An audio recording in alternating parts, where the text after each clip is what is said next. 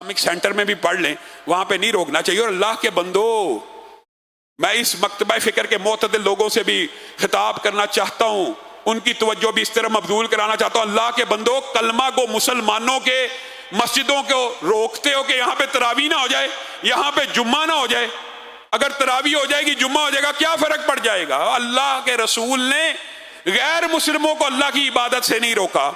آپ کلمہ گو مسلمانوں کے بارے میں اتنا تعصب، اتنی نفرت، یہ سوچ رکھتے ہیں۔ اگر آپ یہ سوچ رکھتے ہیں تو پھر بتائیے اتحاد امت کیسے ہوگا؟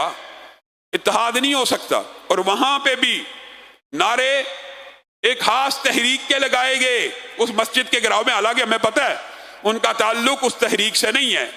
سانحہ کانہ کا جو واقعہ، وہاں پہ تو تحریک لبیک کا ذمہ دار ملوث ہے، لیکن اس واقعے میں یہ تحریک لبیک کے لوگ نہیں ہیں، لیکن یہ ان کو استعمال کر رہے ہیں لبیک کے نعرے لگا لگا کے۔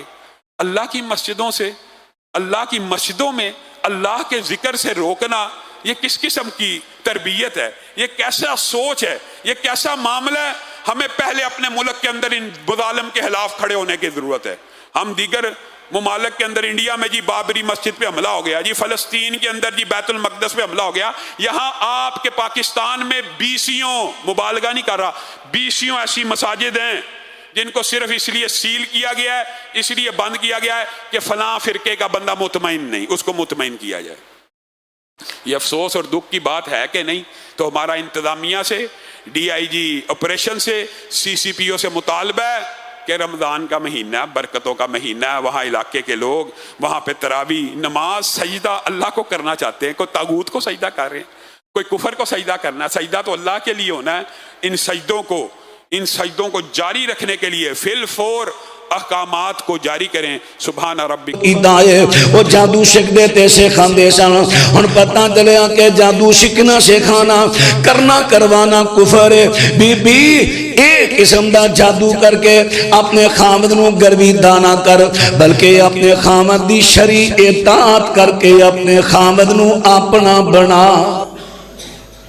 وہ دی خدمت کر، وہ دی فرما برداری کر، او دی عدم موجود کی چو دی اولاد دا، او دے مال دا، او دی عزت دا خیال رکھ۔ تینوں اے ہوئے کم کران دی ضرورت ہی نہیں۔ اور بعض دفعہ اس طرح ہوں دا، کئی بیبیاں بیخدیاں نے کہ بابا جی گھٹ عمل ہویا، پھر ڈبل جادو کران دیا نے۔ تے ڈبل جادو انتہائی خطرناک ہوندہ ہے۔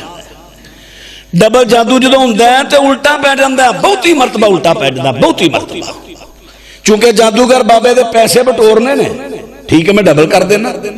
جو ہی ڈبل کیتا، ہون اس مرد نو ہر تو نفرت ہو گئی، ماں تو نفرت، بہن تو نفرت، بیٹی تو نفرت، حتیٰ کہ اپنی بیوی تو بھی نفرت کر لیتا ہے۔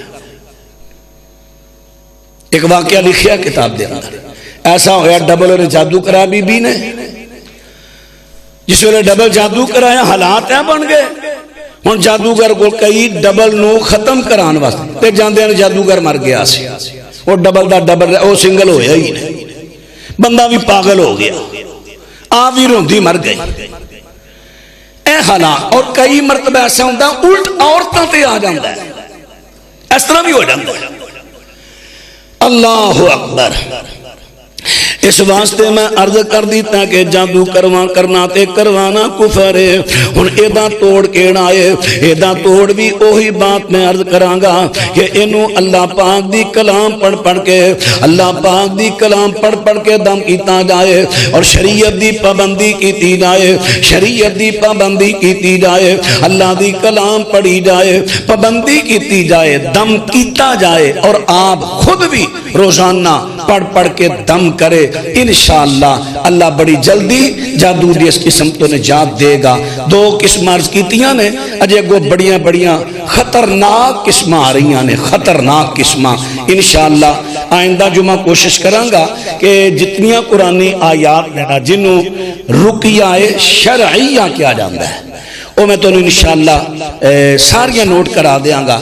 یعنی سورہ بقرہ، سورۃ فاتحہ 7 دفعہ، سورہ بقرہ دیاں پہلیاں 5 آیتاں، پھر اس طرح 102 نمبر آیت، پھر اسی طرح آیت الکرسی 2 تو بعد علیاں، پھر آخری 3 آیتاں سورہ بقرہ دیاں، پھر سورہ آل عمران دی 18 نمبر آیت، اسی طرح ساری انشاءاللہ آئندہ جمعے میں عرض کر دیاں گا، تاکہ تسی آپ بھی دیکھو میرا مقصد پیسے بٹورنا نہیں، میرا مقصد ہے جادو تو جان چھٹے، جنات تو جان چھٹے، بیماریاں تو جان چھٹے۔